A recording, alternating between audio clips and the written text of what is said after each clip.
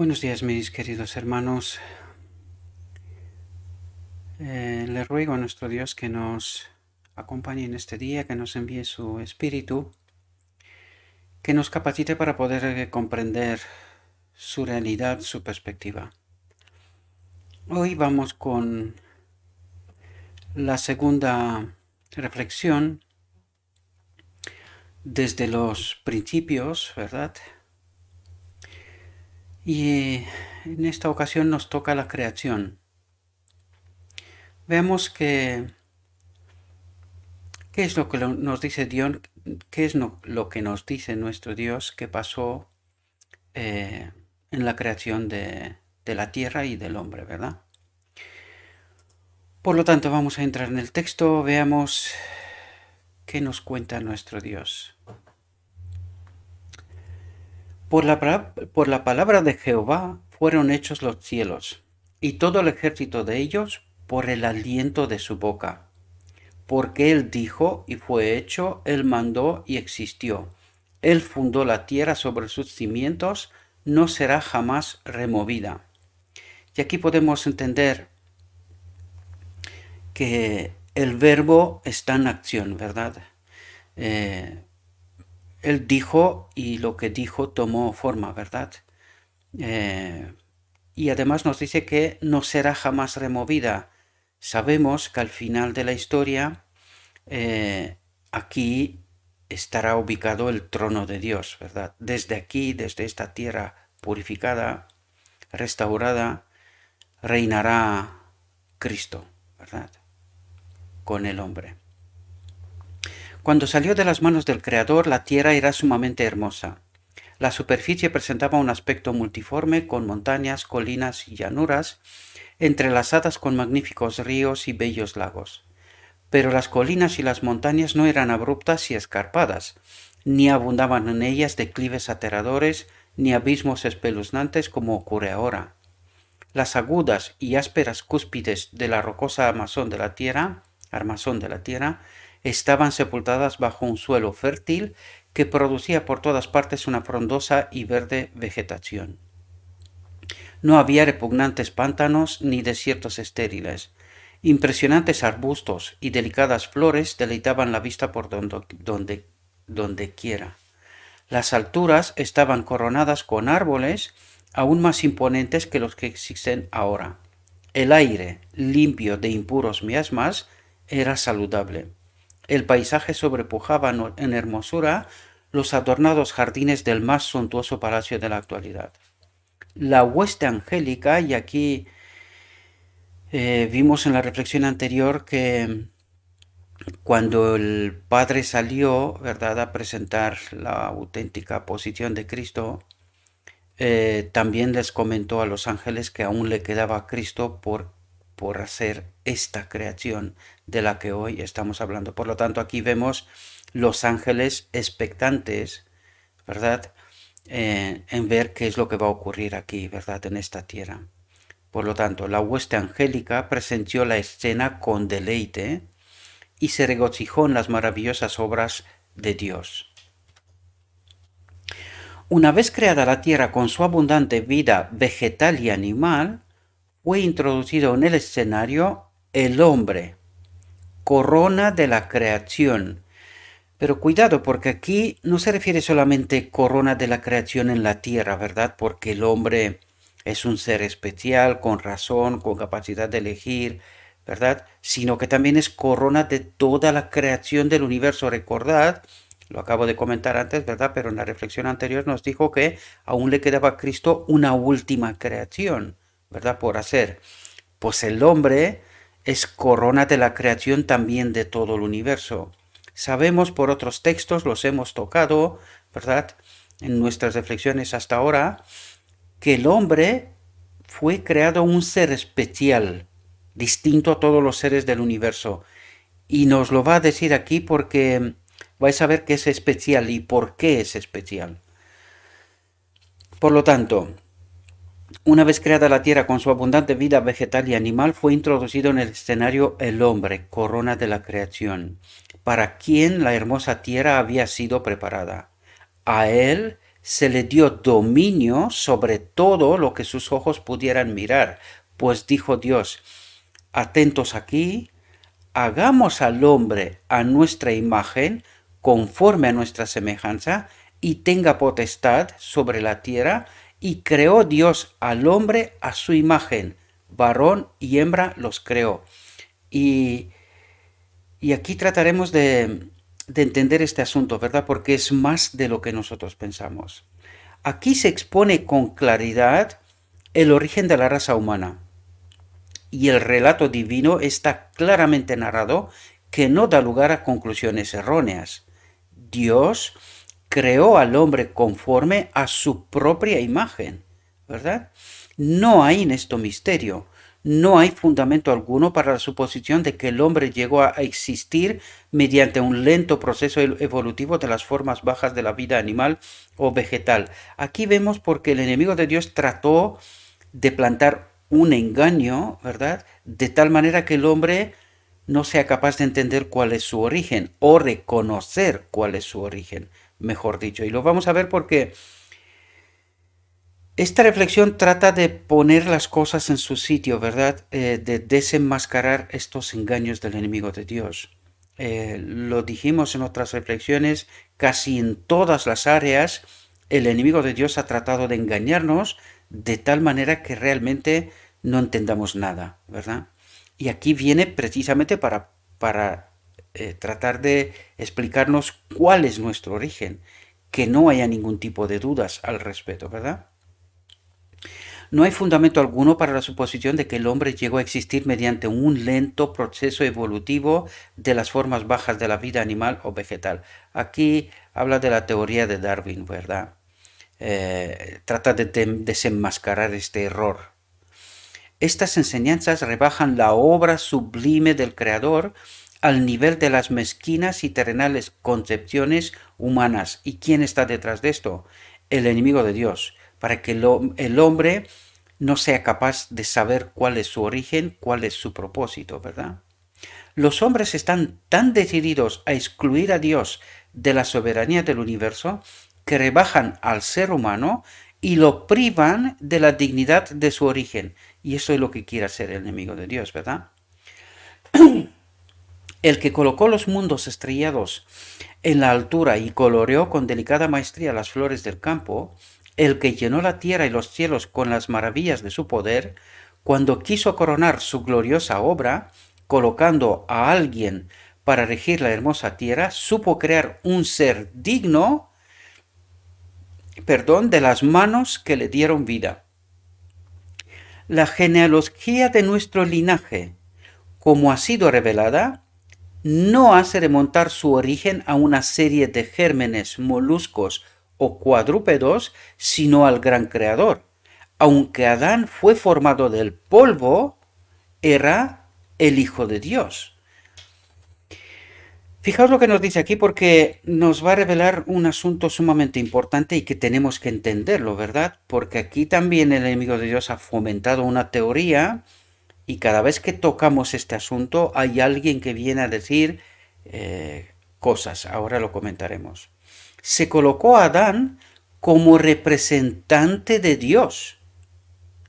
Por lo tanto, Adán era representante de Dios, ¿verdad? En esta tierra. Se colocó a Adán como representante de Dios sobre los órdenes de los seres inferiores, de todos los animales y, en fin, toda la fauna de la tierra, ¿verdad? Todo lo creado por Dios. Estos no pueden comprender ni reconocer la soberanía de Dios, ¿verdad? Sin embargo, fueron creados con capacidad de amar y de servir al hombre. El salmista dice, lo hiciste señorear sobre las obras de tus manos, todo lo pusiste debajo de sus pies. Asimismo, las bestias del campo, las aves del cielo, todo cuanto pasa por los senderos del mar. Y atentos aquí, porque aquí nos revela nuestro origen y más realidad de la que realmente fuimos capaces de entender. Fijaos lo que nos dice. El hombre había de llevar la imagen de Dios. Y aquí, cuando nos habla de la imagen de Dios, ahora entendemos nosotros que se refiere a su espíritu, a la ley de vida, a la ley del universo. Y nos comentará esto, ¿verdad? Pero quiero que entendamos realmente lo que nos trata de decir en toda su profundidad, ¿verdad? Y fijaos lo que nos dice. El hombre había de llevar la imagen de Dios tanto en la semejanza exterior, y esto es algo sorprendente, nosotros lo hemos comentado, pero quiero resaltarlo porque necesitamos quedarnos con toda la verdad, ¿verdad? Por lo tanto, tanto en semejanza exterior, y aquí entendemos claramente que nos parecemos a Cristo. Y ahora nos lo va a comentar, ¿verdad? Porque recordad, dice, cuerpo me preparaste para la venida en la tierra desde la eternidad. Por lo tanto, fuimos creados a la semejanza de este cuerpo, de este Dios, a Cristo. Entendemos que el Padre es el Espíritu, ¿verdad? Pero fijaos lo que nos dice porque dice algo sorprendente y lo entenderemos. Dice, el hombre había de llevar la imagen de Dios tanto en la semejanza exterior como en el carácter, el espíritu, la ley, la vida, ¿verdad? Aunque, fijaos lo que dice aquí porque nos revela algo sorprendente. Dice, aunque únicamente Cristo es la misma imagen del Padre, por lo tanto dice, Cristo es la misma imagen del Padre. Es real, ¿verdad? Fijaos lo que dice a continuación. El hombre fue creado a semejanza de Dios. ¿Cuál Dios? Cristo. ¿Ahora entendéis? A semejanza de Cristo.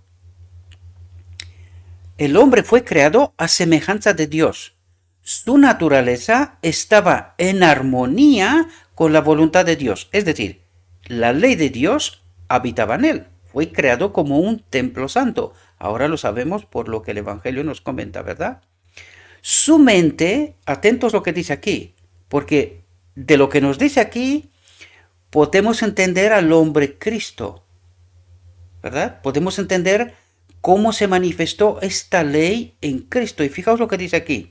Su mente era capaz de comprender las cosas divinas. Es decir, estaba en una conexión con la divinidad. Por eso dice, su mente era capaz de comprender las cosas divinas. Por eso Cristo, y aquí hago un inciso para que entendamos realidades, ¿verdad? Por eso Cristo es capaz de entender, por ejemplo, la experiencia de Natanael, ¿verdad? La oración y otros eventos, es decir, Cristo es capaz de ver por adelantado cosas. ¿Por qué? Porque en él estaba esta ley, el Espíritu del Padre, ¿verdad? Por lo tanto, su mente era capaz de comprender las cosas divinas. Esto de una manera limitada también ocurrió con los apóstoles. Recordad todos los milagros, ¿verdad? Sanaciones, resucitan, en fin, toda la obra que hacen después de Pentecostés, ¿verdad? Y esto nos quiere decir, o sea, nos deja entrever cómo estaba Adán conectado con la divinidad y capacidades que él tenía y que nosotros estamos desprovistos en este momento, ¿verdad? Sin embargo, podemos ver en Cristo estas manifestaciones, en el hombre, ¿verdad? Por lo tanto, su mente era capaz de comprender las cosas divinas, es decir, estaba conectado con la divinidad. ¿De qué manera? No lo sabemos. Sí sabemos por lo que Cristo es capaz de ver, entender y hacer, ¿verdad? Sus afectos eran puros, sus apetitos y pasiones estaban bajo el dominio de la razón, bajo esta ley, ¿verdad? Era santo y se sentía feliz de llevar la imagen de Dios, el Espíritu de Dios, la vida, la ley. Ahora ahora espero que podamos entender después de todo lo que he comentado hasta estos momentos, ¿verdad? Y de mantenerse en perfecta obediencia a la voluntad del Padre. Recordad que tenemos, al final del día de la expiación hemos de ser conectados con el Padre. Ahora mismo estamos conectados desde Pentecostés con el Espíritu de Cristo, pero que el Espíritu de Cristo nos purificará, nos prepara para estar de nuevo conectados con el Padre, el único Dios verdadero. Recordad, esto es exactamente así, literal, ¿verdad? Porque es Dios en esencia, en naturaleza, ¿verdad? Cristo será Dios, es Dios, pero preserva la naturaleza divina humana, la de Adán, ¿verdad? Durante la eternidad. Por lo tanto, por eso nos dice el texto, el único Dios verdadero, porque el Padre es el único Dios verdadero, ¿verdad? Pues a esto tenemos que ser conectados de nuevo, a la perfecta obediencia a la voluntad del Padre. Y esto ocurre al final del día de la expiación, ¿verdad? Apunto todas estas cosas porque necesitamos comprender realidades en profundidad, ¿verdad? Y esto es lo que el texto trata de hacernos ayudar a entender, ¿sí? Cuando el hombre salió de las manos de su creador, era de elevada estatura y perfecta simetría. Su semblante llevaba el tinte rosado de la salud y brillaba con la luz y el regocijo de la vida. La estatura de Adán era mucho mayor que la de los hombres que habitan en la tierra en la actualidad. Eva era algo más baja de estatura que Adán, no obstante, su figura era noble y llena de belleza. La inmaculada pareja no llevaba vestiduras artificiales, porque fijaos lo que nos dice aquí, y entendemos qué pasó cuando Adán pecó, y también entendemos qué ocurre una vez que se da el decreto divino. Nosotros lo vimos en la visión de los dos tronos y en otros textos, que una vez que el Espíritu de Dios vuelve a habitar aquí en este templo purificado, ¿verdad? Transformado, ellos volverán a reflejar la gloria de Dios, es decir, brillarán, ¿verdad? Pues fijaos lo que nos dice aquí sobre Adán. Estaban rodeados de una envoltura de luz y gloria. ¿Luz y gloria de qué? De la misma presencia del Espíritu del Padre en este templo, ¿verdad? Como la que rodea a los ángeles. Aquí vemos el propósito de Dios, que Él habite en todos los seres creados, ¿verdad? Mientras vivieron obedeciendo a Dios, ¿entendéis el condicionante? Mientras vivieron obedeciendo a Dios, esta vestimenta de luz continuó revistiéndolo. ¿Cuándo la perdieron? Una vez que eligieron mal, desobedecieron, ¿verdad? Y ahora podemos entender lo que pasará al final del día de la expiación. Cuando seremos purificados, ya, y se da el decreto divino, vuelve de nuevo esta luz y gloria, esta vestimenta, esta ley, este espíritu del Padre, ¿verdad? Aquí está señalado, no lo hemos entendido hasta ahora así porque no entendimos conceptos, ¿verdad? Y aún nos quedan cosas por comprender todavía, ¿verdad? Después de la creación de Adán, toda criatura viviente fue traída ante su presencia para recibir un nombre. Vio que a cada uno se le había dado una compañera, pero entre todos ellos no había ayuda idónea para él, para Adán, ¿verdad? Entre todas las criaturas que Dios había creado en la tierra, no había ninguna igual al hombre. Después dijo Jehová Dios, no es bueno que el hombre esté solo, le haré ayuda idónea para él. El hombre no fue creado para vivir en la soledad. Debía tener una naturaleza sociable, ¿verdad? Sin compañía, las bellas escenas y las encantadoras ocupaciones del Edén no habrían podido proporcionarle perfecta felicidad. Aún la comunión con los ángeles no podría satisfacer su deseo de amor y compañía. No existía nadie de la misma naturaleza y forma a quien amar y de quien ser amado. Y estos días podemos ver lo que está intentando hacer el enemigo de Dios.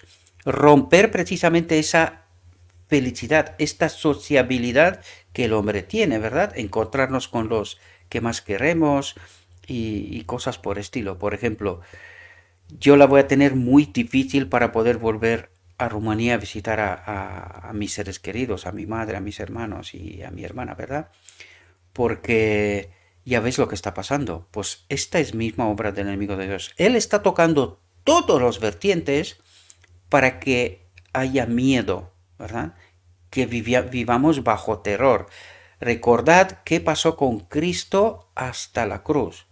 Esta presión, esta angustia, pues esta última generación experimentará esta angustia, ¿verdad? Seremos probados. De eso se trata. Tenemos que seguir al maestro, ¿verdad? El mismo camino, el mismo recorrido.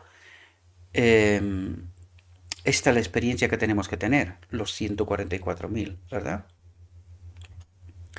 Dios mismo dio a Adán una compañera. Le proveyó de una ayuda idónea para él, alguien que realmente le correspondía, una persona digna y apropiada para ser su compañera y que podría hacer una sola cosa con él en amor y compañerismo. Y fijaos porque Satanás también está tocando este asunto. Fijaos lo que nos comenta aquí y vais a ver que nunca estamos en equilibrio. Siempre la situación está desequilibrada. Vamos a ver qué es lo que nos cuenta. Dice, Eva fue creada de una costilla tomada del costado de Adán. Este hecho significa que ella no debía dominarle como cabeza, ni tampoco debía ser humillada y hollada bajo sus pies como un ser inferior. Y la realidad es que o domina uno o domina al otro. Muy pocas familias, porque nos hablará también de esto, ¿verdad?, están realmente en un equilibrio en este amor, respeto mutuo, ¿verdad? Esa ayuda idónea unos para otros, ¿verdad? Pues fijaos que el enemigo de Dios también ha tocado este asunto y lo ha tocado en profundidad. Fijaos lo que dice. Eva fue creada de una costilla tomada del costado de Adán. Este hecho significa que ella no debía dominarle como cabeza, ni tampoco debía ser humillada y hollada bajo sus pies como un ser inferior, sino que más bien debía estar a su lado como su igual. Y en realidad muy pocas veces ocurre esto, ¿verdad? Para ser amada y protegida por él, por el hombre, ¿verdad? Siendo parte del hombre, hueso de sus huesos y carne de su carne, ella era su segundo yo y quedaba en evidencia la unión íntima y afectuosa que debía existir en esta relación. Y aquí vais a ver algo que aquí le tengo que agradecer a mi hermano Andrés, que está en el grupo de Telegram, porque me mandó una reflexión de un hermano nuestro brasileño, portugués, ¿verdad? Sergio Bussi o algo así, no me acuerdo. Vamos a tener una reflexión y comentar este asunto, ¿verdad? Pero ¿qué es lo que nos dice aquí? ¿Qué es lo que hizo Dios en la creación? Pues hizo lo mismo, fomentó esta relación que está en el Padre y el Hijo. Pues este orden de la situación lo creó también en el hombre y la mujer, en Adán y Eva. Esta sujeción y un orden. Cristo, siendo igual a Dios, se somete al Padre. A Eva la creó siendo igual a Adán, ¿verdad?, pero sometida a Adán. Pues aquí podemos ver que el enemigo de Dios ha tratado de que ahora, supuestamente los tiempos modernos, y debido al pecado y a la no comprensión de la realidad del hombre, ¿verdad? El hombre durante muchísimo tiempo ha tenido a la mujer sujeta, ¿verdad?, bajo un dominio muy justo, feroz, ¿verdad? Pero es que ahora se han revertido las cosas. Ahora el enemigo de Dios ha hecho de tal manera que Eva sea la que esté dominando, a través de las leyes, de la sociedad, en fin, en todo lo que ya sabemos, no os estoy contando lo que no sabemos, ¿verdad? Pero ¿con qué propósito? Precisamente de romper esta imagen de Dios. Es decir, Dios creó al hombre en la misma imagen como es el Padre y el Hijo. Y comentaremos esto porque está en el Evangelio reflejado, aquí lo vemos también en lo escrito está, Y el enemigo de Dios lo que trató de hacer es romper este equilibrio creado por Dios. Y podemos entender lo que es un equilibrio a pesar de que el Hijo se somete al Padre, pero cuando este sometimiento está entendiendo la ley, ¿verdad? El propósito de Dios es someterse al amor, es como preservar la estabilidad en realidad, ¿verdad? Todos aman a otros. No hay un dominio tal como lo entendemos aquí en la tierra, sino que es totalmente diferente. Vamos a ser sorprendidos en el cielo, ¿verdad? Por lo tanto, eso es lo que el enemigo de Dios trata, de romper este equilibrio, esta imagen de Dios que la creó también el hombre y la mujer, Adán y Eva, ¿verdad? Y como el enemigo de Dios está rompiendo o ha tratado toda la historia, romper precisamente este equilibrio, esta imagen de Dios, ¿verdad? Pues nadie odió jamás a su propio cuerpo, sino que lo sustenta y lo cuida. Por tanto, dejará el hombre a su padre y a su madre, se unirá a su mujer y serán una sola carne, una familia.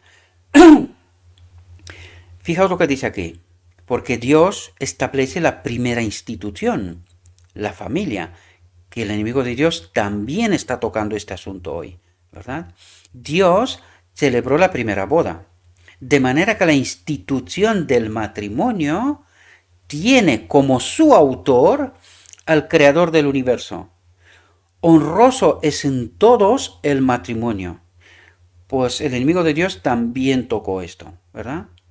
No me voy a extender más allá porque no quiero incidir bajo la ley, pero vemos que el enemigo de Dios lo que está tratando es de romper esta institución, ¿verdad? Pervertirlo todo. Lo que está tratando es de pervertirlo todo. Todo lo que Dios ha creado, Él le da otro sentido, otra imagen, otro propósito, ¿verdad? Para poder entender el odio, ¿verdad? Fue una de las primeras dádivas de Dios al hombre y es una de las dos instituciones que después de la caída llevó a Adán consigo al salir del paraíso. Cuando se reconocen y obedecen los principios divinos en esta materia, el matrimonio es una bendición. Salvaguarda la felicidad y la pureza de la raza, satisface las necesidades sociales del hombre y eleva su naturaleza física, intelectual y moral. Jehová Dios plantó un huerto en Edén, al oriente, y puso allí al hombre que había formado. Todo lo que Dios hizo tenía la perfección de la belleza y nada que contribuyera a la felicidad de la santa pareja parecía faltar. Sin embargo, el Creador les dio todavía otra prueba de su amor, preparándoles especialmente un huerto como su morada. En este huerto había árboles de toda variedad, muchos de ellos cargados de aromáticas y deliciosas frutas. Había hermosas plantas trepadoras como vides que presentaban un aspecto agradable y hermoso, con sus ramas inclinadas bajo el peso de tentadora fruta de los más ricos y variados matices. Atentos aquí porque ahora vamos a ver, nos presenta el reino de Dios. Porque aquí nos va a presentar qué rol tenía Adán en esta tierra. Y entendemos que está antes de que Adán peque, desobedezca a Dios, ¿verdad? Por lo tanto, vamos a ver qué es lo que hacía Adán, cómo pintaba este mundo y cuál era la perspectiva, ¿verdad?, que Dios le plantea como futuro Adán. Vamos a ver qué es lo que hacía y podemos entender un poquito qué es el reino de Dios en una pequeña perspectiva. Recordad que Adán no tuvo tiempo para desarrollarse mucho, pero sí podemos ver plasmado al menos los inicios, de dónde parte, y así podemos entender, teniendo en cuenta nuestra realidad, hacia dónde íbamos, ¿verdad? Y fijaos lo que nos dice. El trabajo de Adán y Eva debía consistir en formar cenadores o albergues con las ramas de las vides. Por lo tanto, vemos que trabajaba, pero que era otro tipo de trabajo, ¿verdad? Placentero, haciendo así su propia morada con árboles vivos cubiertos de follaje y frutos. Había en profusión y prodigalidad olorosas flores de todo matiz. En medio del huerto estaba el árbol de la vida. Aquí os lo comenté siempre, no me quiero parar en esto porque no necesito más conflictos. Ya ya hay algunas cosas y tenemos que resolverlas. Precisamente por eso estamos tratando estas reflexiones ahora, ¿verdad? Pero entenderlos como metáforas. Os lo comento de pasada, no entro en profundidad, no es esencial, no es fundamental, pero podemos tener una idea de qué es lo que Dios plantó. Tiene metáforas, enseñanzas para nosotros más profundas, ¿verdad? No dejan de ser realidades también, ¿verdad? Pero tiene más enseñanza. Y fijaos lo que dice aquí. En medio del huerto estaba el árbol de la vida.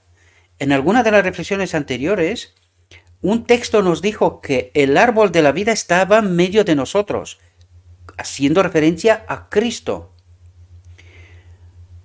Y más profundo todavía, a la ley que estaba en él, el Espíritu del Padre. Por lo tanto, el árbol de la vida hace referencia a la ley, a la única ley del gobierno de Dios. Y vais a ver que hay una pequeña historia en relación con Adán, con el pecado, ¿verdad? Vamos a ver qué es lo que hay detrás de este árbol de la vida, cuál es la lección, ¿verdad? En medio del huerto estaba el árbol de la vida, que era superior en gloria y esplendor a todos los demás árboles. Sus frutos parecían manzanas de oro y plata, y tenían el poder de perpetuar la vida. ¿Cuál es el símbolo? La ley. ¿Entendéis? La ley. Porque el otro árbol que nos comentará ahora, vais a ver que es la antiley, la que comentaremos. Por lo tanto, por eso os digo, entended también las metáforas que están de esta realidad, porque son una realidad, pero que hay lecciones más profundas, ¿verdad? La creación estaba ahora completa.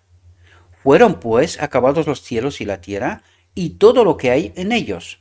Y vio Dios todo cuanto había hecho, y era bueno en gran manera. El Edén florecía en la tierra. Adán y Eva tenían libre acceso al árbol de la vida. Y vais a ver que en algún momento dejarán de tenerlo, ¿verdad? Una vez que peca, se le corta el libre acceso al árbol de la vida. ¿Cuál es la lección? La ley ya no está en él. ¿Entendéis qué nos da a nosotros la eternidad? La ley, el Espíritu de Dios, ¿verdad? La misma presencia. Pues esta es la lección que está detrás de este árbol de la vida, ¿verdad? Ninguna mácula de pecado o sombra de muerte desfiguraba la hermosa creación. Cuando alababan juntas todas las estrellas del alba y se regocijaban todos los hijos de Dios. El gran Jehová había puesto los fundamentos de la tierra, había vestido a todo el mundo con un manto de belleza, y había llenado el mundo de las cosas útiles para el hombre, había creado todas las maravillas de la tierra y del mar.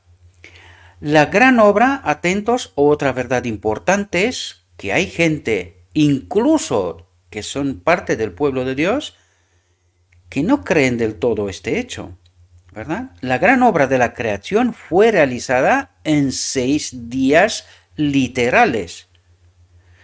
Pues hay gente que no se cree esto, ¿verdad? El séptimo día concluyó Dios la obra que hizo y reposó el séptimo día de todo cuanto había hecho. Entonces bendijo Dios el séptimo día y lo santificó, porque en él reposó de toda obra que había hecho en la creación. Este es el cuarto mandamiento, el sábado, ¿verdad? Por lo tanto, vemos que es el sello de Dios, ¿verdad? Este es el sello de Dios, que reconoce a Dios como creador y sustentador de esta tierra en realidad, ¿verdad? Dios miró con satisfacción la obra de sus manos. Todo era perfecto, digno de su divino autor, y él descansó, no como quien estuviera fatigado, sino satisfecho con los frutos de su sabiduría y bondad y con las manifestaciones de su gloria. Después de descansar el séptimo día, Dios lo santificó, lo apartó, ¿verdad? Un día distinto. Esto es lo que quiere decir. Es decir, lo escogió y apartó como día de descanso para el hombre. Siguiendo el ejemplo del Creador, el hombre había de reposar durante este sagrado día, porque es un día de encuentro, de reflexión con Dios, ¿verdad? para que mientras contemplara los cielos y la tierra y reflexionara sobre la grandiosa obra de la creación de Dios, y para que mientras mirara las evidencias de la sabiduría y bondad de Dios, su corazón se llenase de amor y reverencia hacia su Creador, ¿verdad? Es un recordatorio, ¿verdad? Al bendecir el séptimo día en Edén, Dios estableció un recordativo de su obra creadora. El sábado fue confiado y entregado a Adán, padre y representante de toda la familia humana. En esto también está metiendo las manos el enemigo de Dios, porque pervirtió el séptimo día, que es sábado, ¿verdad?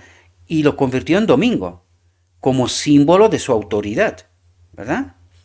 Pues vemos que aquí también, en esta segunda institución, que es el sábado, que reconoce al Creador, pues el enemigo de Dios también ha pervertido esta situación, para que perdamos de vista a nuestro Creador, a Dios, ¿verdad? El sábado fue confiado y entregado a Adán, padre y representante de toda la familia humana. Su observancia había de ser un acto de agradecido reconocimiento de parte de todos los que habitasen la tierra, de que Dios era su creador y su legítimo soberano. Legítimo soberano.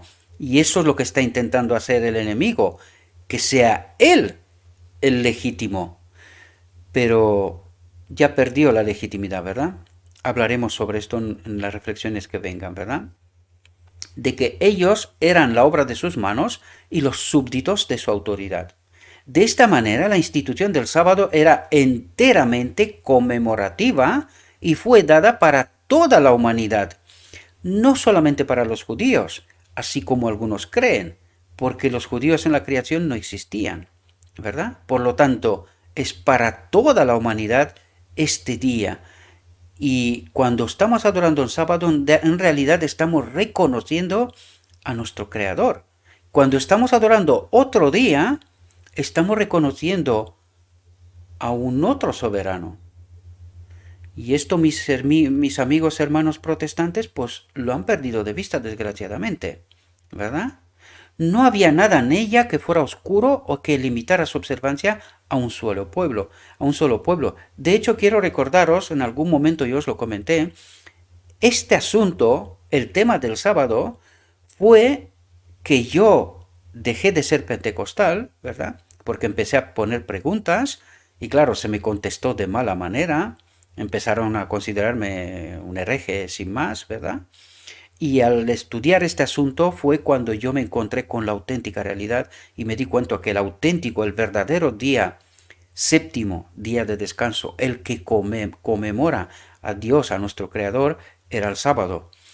Y entonces busqué una iglesia que adore el sábado, ¿verdad? Y me encontré la iglesia en donde ahora mismo me encuentro, que es la iglesia adventista, ¿verdad?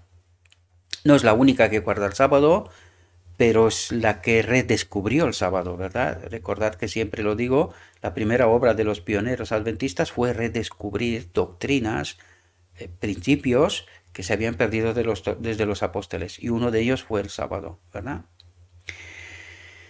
No había nada en ella que fuera oscuro o que limitara su observancia a un solo pueblo. Dios vio que el sábado era esencial para el hombre, aún en el paraíso. Necesitaba dejar a un lado sus propios intereses y actividades durante un día de cada 7 para poder contemplar más plenamente las obras de Dios y meditar en su poder y bondad. Necesitaba el sábado para recordar con mayor eficacia la existencia de Dios y para despertar su gratitud hacia Él, pues todo lo que disfrutaba y poseía tenía su origen en la mano bondadosa del Creador. Dios quiere que el sábado dirija la mente de los hombres hacia la contemplación de las obras que Él creó. Y cuando no estamos haciendo esto, estamos reconociendo a un otro soberano, ¿verdad? La naturaleza habla a sus sentidos, declarándoles que hay un Dios viviente, creador y supremo soberano del universo. Los cielos cuentan la gloria de Dios y el firmamento anuncia la obra de sus manos. Un día emite palabra a otro día y una noche a otra noche declara sabiduría. La belleza que cubre la tierra es una demostración del amor de Dios. la podemos contemplar en las colinas eternas, en los corpulentos árboles, en los capullos que se abren y en las delicadas flores. Todas esas cosas nos hablan de Dios. El sábado, señalando siempre hacia el que lo creó todo, manda a los hombres que abran el gran libro de la naturaleza y escudriñen allí la sabiduría, el poder y el amor del Creador. Nuestros primeros padres, a pesar de que fueron creados inocentes y santos, no fueron colocados fuera del alcance del pecado. Y ahora viene a explicarnos asuntos profundos, que es lo que tratamos de entender en estas reflexiones, ¿verdad? Por eso empezamos por el principio, porque necesitamos entender bien ciertos asuntos, ¿verdad? En donde estamos confundidos y nos cuesta, ¿verdad? Los matices son tan finos y el enemigo de Dios está haciendo bastante bien su trabajo de tal manera que no seamos capaces de identificar la auténtica realidad, la perspectiva que Dios nos plantea, ¿verdad? Y digo esto sin maldad, o sea, no estoy buscando conflictos en absoluto, simplemente quiero que entendamos la verdad, que no concuerda con lo que creemos, pues claro, porque el enemigo de Dios ha hecho su trabajo, ¿verdad? Y lleva mucho tiempo en esto. Nuestros primeros padres, a pesar de que fueron creados inocentes y santos, no fueron colocados fuera del alcance del pecado. Dios los hizo entes morales libres, capaces de apreciar y comprender la sabiduría y benevolencia de su carácter y la justicia de sus exigencias, y les dejó plena libertad para prestarle o negarle obediencia. Es decir, elección, libre albedrío, ¿verdad? Debían gozar de la comunión de Dios y de los santos ángeles, pero antes de darle seguridad eterna, fue necesario que su lealtad se pusiera a prueba, ¿verdad? En el mismo principio de la existencia del hombre se le puso freno al egoísmo, la pasión fatal que motivó la caída de Adán. Y aquí empieza la prueba de Adán, ¿verdad? Fijaos, el árbol del conocimiento, ¿conocimiento de qué? ¿Qué es lo que le faltaba a Adán? Adán y Eva, ¿me entendéis cuando estoy diciendo esto, verdad? ¿Conocimiento de qué? Solo les faltaba conocer el mal. Y entonces, ¿entendéis la metáfora de este árbol? La antiley, ¿verdad? Como la llamo yo, ¿verdad? Pues hay una metáfora en este árbol del conocimiento. Adán tenía que elegir entre la vida, el árbol de la vida, y el árbol del conocimiento. ¿Qué conocimiento? Del mal, ¿verdad? Del mal. Por lo tanto, tenía que elegir entre la vida y la muerte. Ahora entendéis las metáforas detrás de estos árboles, ¿verdad? Que estaba cerca, el árbol del conocimiento, que estaba cerca del árbol de la vida, ¿verdad? Barrabás, Jesús, elección. Constantemente vamos a encontrar esto bajo metáforas, símbolos. Ante esta situación estamos constantemente, incluido ahora mismo, ¿verdad? Ahora mismo tenemos que elegir la verdad entre Dios y su enemigo. Y las verdades del día de la expiación seremos purificados precisamente entre... Este es el conflicto. Elegimos la ley de Dios como ley del gobierno eterna, o la ley o el mundo, la propuesta del enemigo de Dios, un mundo sin ley, ¿verdad? Sin el Espíritu de Dios, sin la presencia de Dios. Y hoy deberíamos de ser capaces de identificar esta realidad. Desgraciadamente, no. Aún no. Hay un pequeño grupo, siempre lo digo, hay un pequeño grupo que están entendiendo este asunto, por eso yo he salido a predicar, a presentaros esas realidades, ¿verdad? Hay un pequeño grupo a nivel mundial, son de muchas partes, pero muy poca gente en realidad. El mundo cristiano todavía no entiende que está bajo esta elección constante, ¿verdad? Entre la verdad tal como nos la presenta Dios o estos engaños, este árbol del conocimiento, ¿verdad? Y hoy en día el mundo cree que ha llegado a una era de conocimiento extraordinaria que se lo sabe todo. Y se lo sabe todo, lo digo con intención, porque siempre hemos creído que nosotros tenemos la verdad. Y desgraciadamente la verdad que nosotros tenemos está entremezclada con error. Y esta fue nuestra condición constante, siempre, siempre, siempre, desde el Edén. Porque vamos a entender qué es lo que pasó entonces, ¿verdad? El árbol del conocimiento, que estaba cerca del árbol de la vida, en el centro del huerto, había de probar la obediencia de Adán, ¿verdad? La fe y el amor de nuestros primeros padres. Es decir, la fe, cuando dice la fe, ¿creían en este Dios que lo creó? ¿Creían y amaban a este Dios que lo creó? ¿Verdad? ¿O querían más? Y nuestro problema es este querer más, siempre. Queremos ir más allá de lo que nuestro Dios nos dijo que es suficiente para nosotros. Nosotros queremos siempre más. Dios nos dice una cosa y nosotros creemos que sabemos mejor y siempre vamos más allá. Pues esto ha pasado en Edén, queridos, y desde el Edén, siempre, siempre. Aunque se les permitía comer libremente del fruto de todo otro árbol del huerto, se les prohibía comer de este so pena de muerte. ¿Y entendéis el condicionante? Tú eliges el proyecto de enemigo de Dios, pierdes mi espíritu, te vas a quedar con su libertad. Y esto es lo que nos ha pasado. ¿Entendéis? Para que luego podamos entender la obra de Cristo, ¿verdad? Necesitamos entender qué es lo que ha hecho Cristo, ¿verdad? Para revertir esta condición, esta situación. Por lo tanto, comer de este fruto sería elegir el proyecto de enemigo de Dios, perder la vida.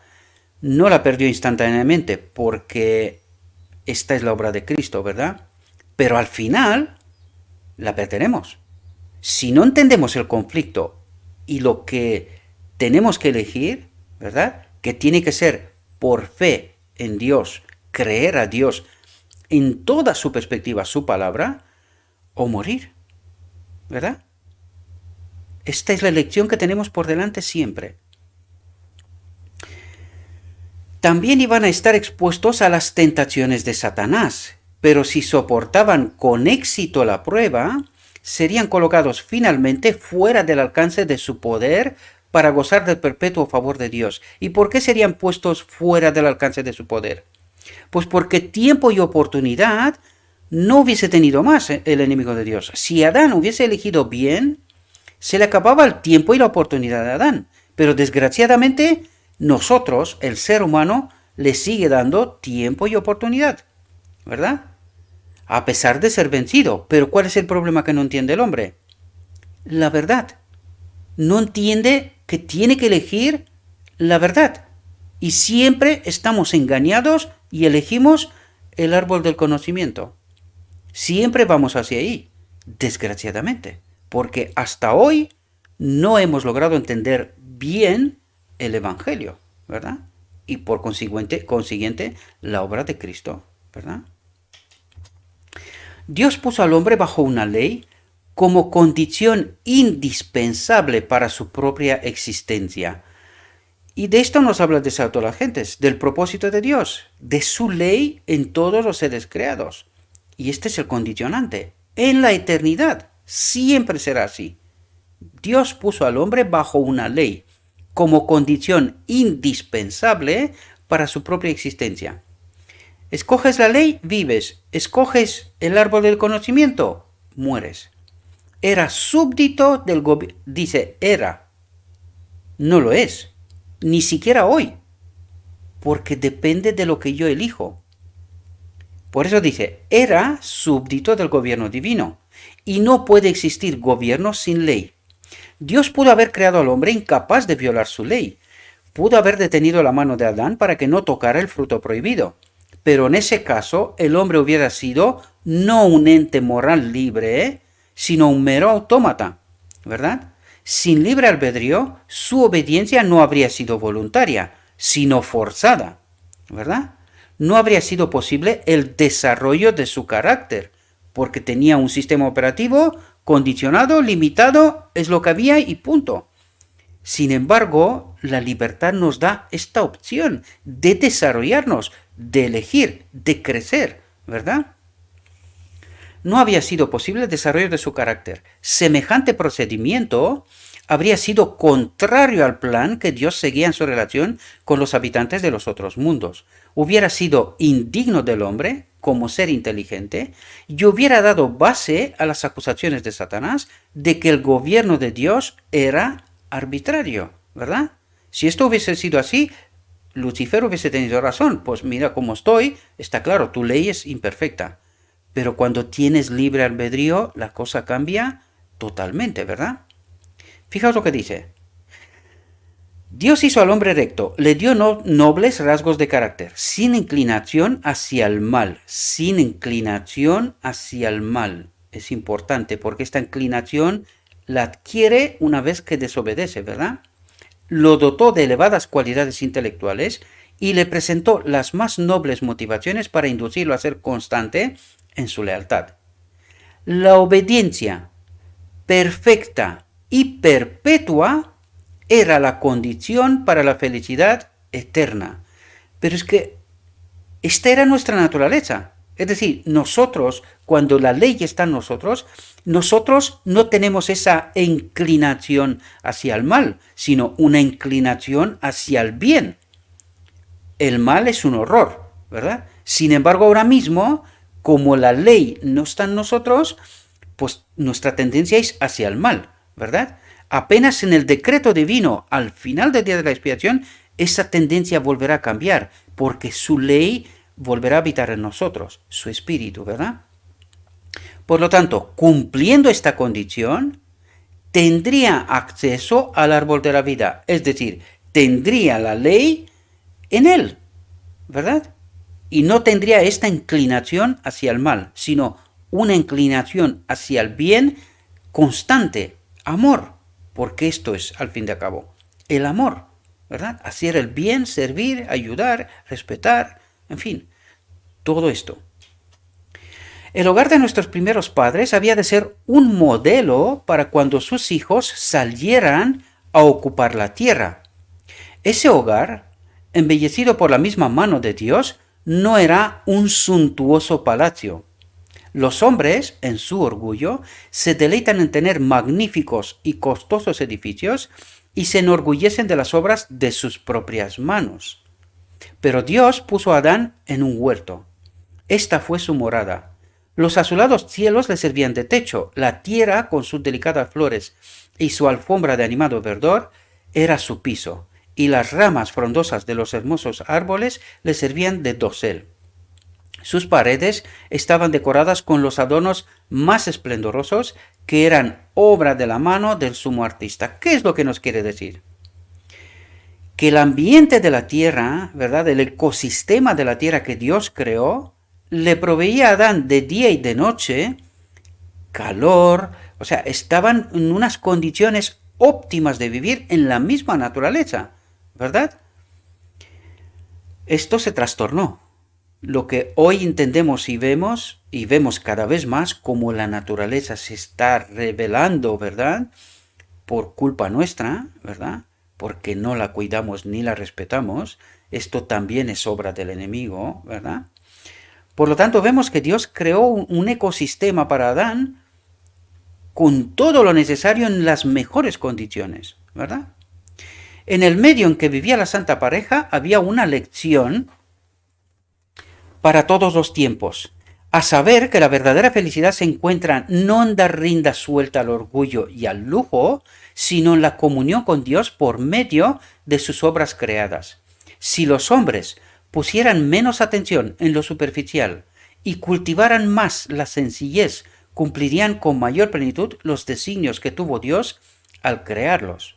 El orgullo y la ambición jamás se satisfacen, pero aquellos que realmente son inteligentes encontrarán placer verdadero y elevado en las fuentes de gozo que Dios ha puesto al alcance de todos, en la misma naturaleza, ¿verdad? A los moradores del Edén se les encomendó el cuidado del huerto para que lo labraran y lo guardasen. Su ocupación no era agotadora, sino agradable y vigorizadora. Ahora vuelvo a deciros lo que os dije antes. Fijaos cuál era el propósito de Adán y así podemos entender cómo será en el reino de Dios, ¿verdad? Recordad, Adán no tuvo mucho tiempo para desarrollarse, pero fijaos lo que nos dice para que podamos entender una perspectiva de lo que es el reino de Dios, ¿verdad? Dios dio el trabajo como una bendición para que el hombre ocupara su mente, fortaleciera su cuerpo y desarrollara sus facultades. Por lo tanto, sí trabajaremos en el reino de Dios, pero será totalmente distinto. No es lo que entendemos aquí, ¿verdad? Tanto sufrimiento, tanto dolor, tanto sometimiento y dominio de unos sobre otros. En el reino de Dios no va a ser así, totalmente diferente.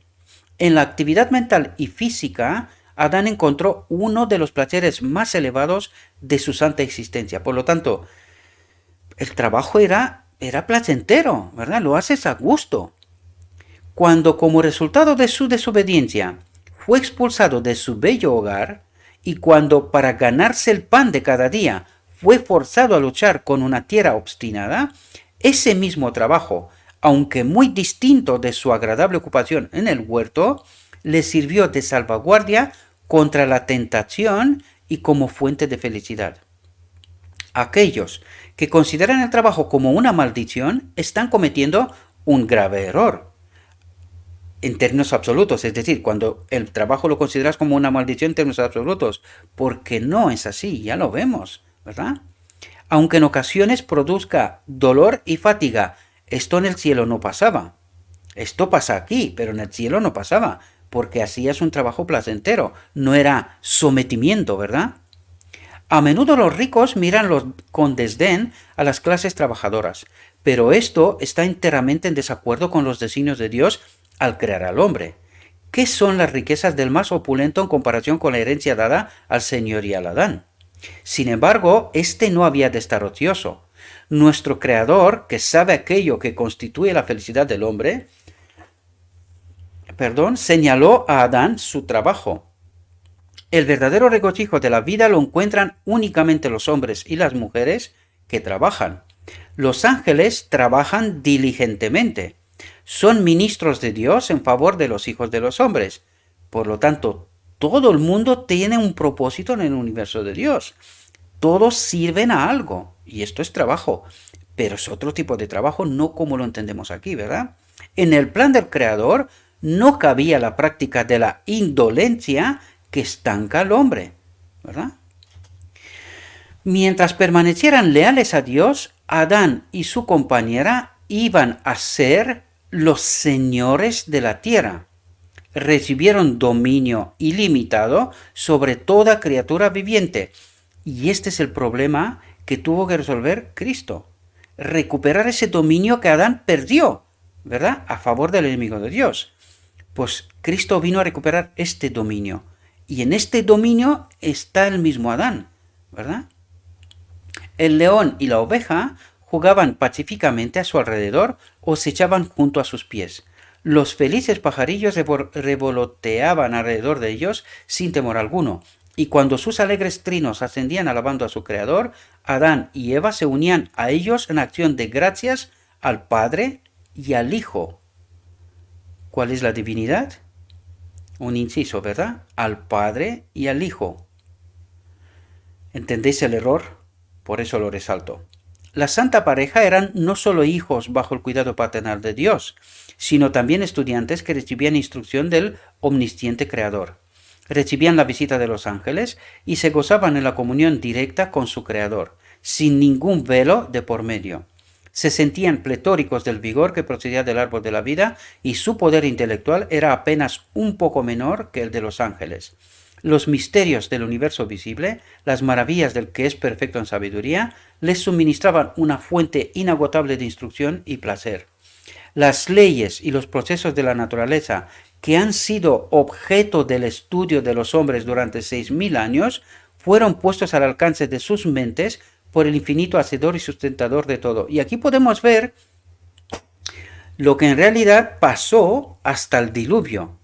el conocimiento del hombre, aún en pecado, había llegado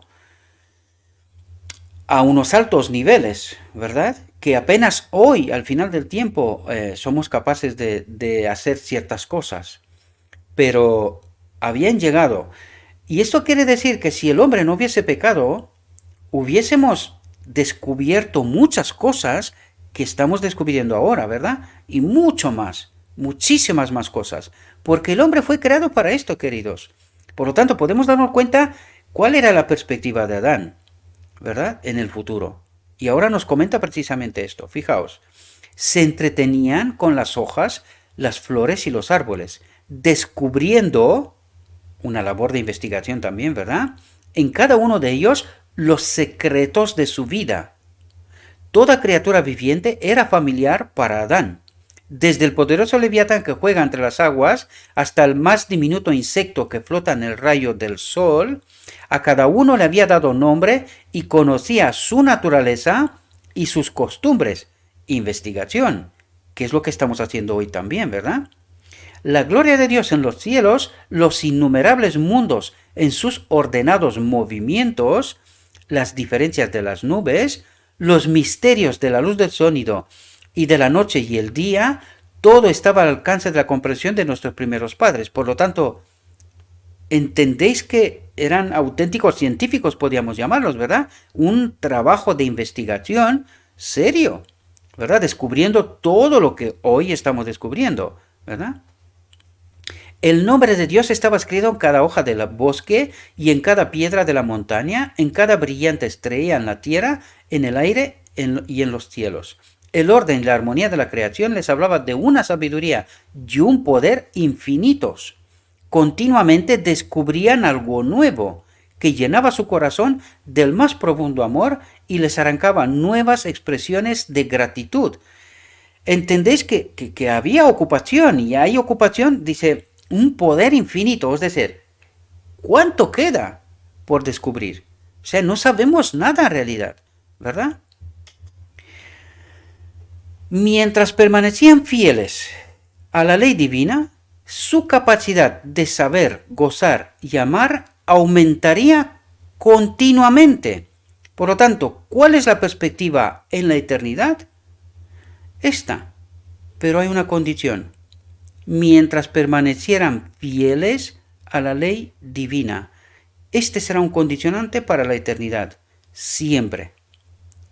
Constantemente obtendrían nuevos tesoros de sabiduría, descubriendo frescos manantiales de felicidad y obteniendo un concepto cada vez más claro del inconmensurable, infalible amor de Dios.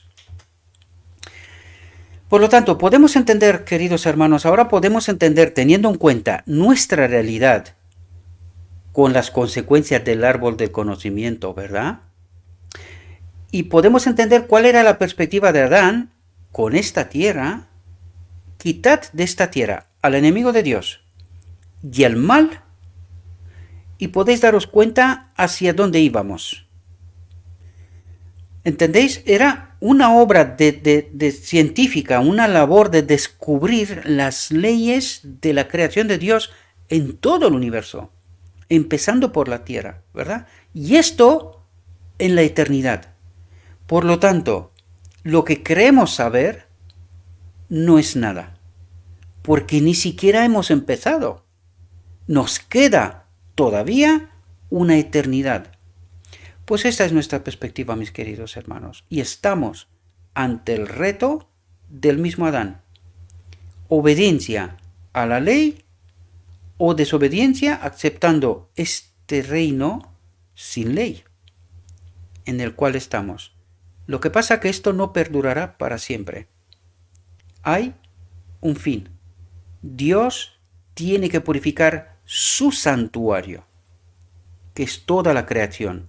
Y en su santuario está este mundo sin purificar aún. Pues tiene que ser purificado. Y todos aquellos que escogen este camino serán purificados, restaurados y llevados de nuevo al santuario de Dios.